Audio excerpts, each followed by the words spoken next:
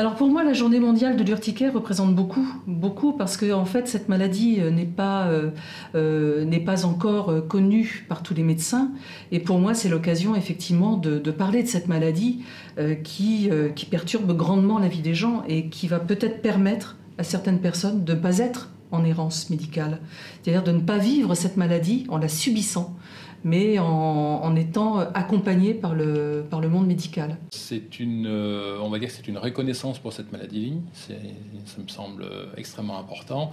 Et d'autre part, c'est aussi un souhait, une volonté de communiquer sur cette maladie qui est aujourd'hui méconnue, ou en tout cas mal appréhendée par le commun des mortels. La bonne nouvelle, c'est qu'il y a une journée mondiale de l'urticaire pour la 2e année consécutive, et qui permet d'avoir un échange avec d'autres personnes atteintes de cette même maladie et sur lequel on peut échanger.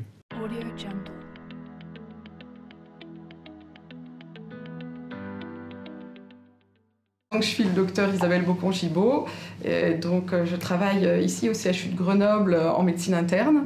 Je suis immunologiste clinique et allergologue de formation et je suis aussi référente nationale pour le centre de référence des enjeux œdème. Moi, je suis le docteur Pauline Pralon.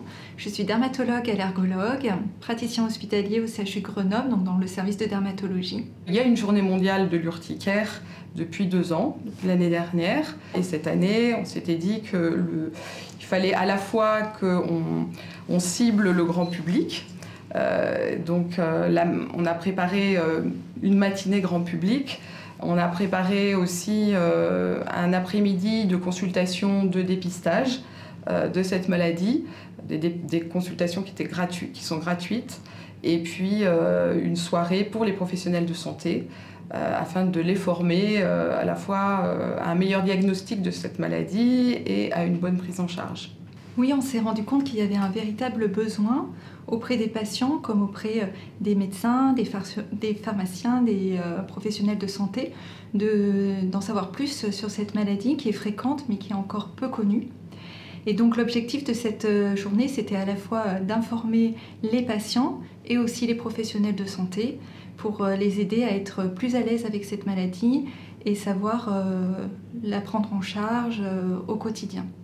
Notre idée, c'était d'abord de dire aux patients, d'expliquer la pathologie, la maladie d'urticaire chronique, savoir qu'il y a des choses qui se voient dans cette maladie et des choses qui ne se voient pas, qu'ils aient une meilleure connaissance finalement de cette maladie pour mieux l'identifier, pour avoir moins d'errance de diagnostic. Aussi, l'idée, c'était d'expliquer quand même la prise en charge globalement de cette maladie.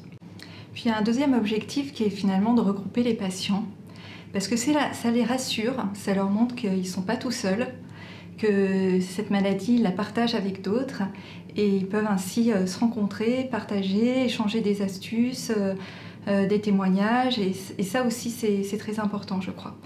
Et nous aussi, on apprend beaucoup pendant ces journées, je crois, hein. C'est-à-dire qu'on apprend aussi énormément de nos patients, de leur retour, et c'est ça qui fait que c'est riche, c'est qu'il y a un échange dans les deux sens.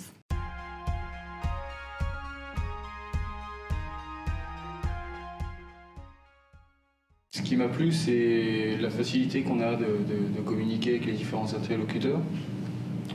Ça m'a permis aussi de débanaliser cette pathologie. On apprend quand même que dans l'ensemble, elle est peu dangereuse, malgré le fait qu'elle soit extrêmement handicapante. Donc ça m'a permis de me rassurer aussi sur mon avenir. Ça reste quand même relativement flou, il ne faut pas se le cacher, c'est quelque chose qui est très peu connu. Donc ça m'a rassuré, mais c'est qu'un début.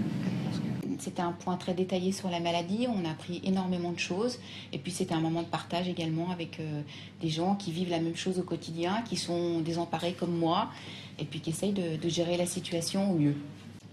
Ce qui vraiment m'a plu, c'est de savoir qu'il y a un point de sortie, une porte de sortie et puis d'être rassuré dans le sens où voilà, il y a quand même beaucoup de monde qui est concerné et que voilà, ils sont toujours là et ils essayent de s'en sortir.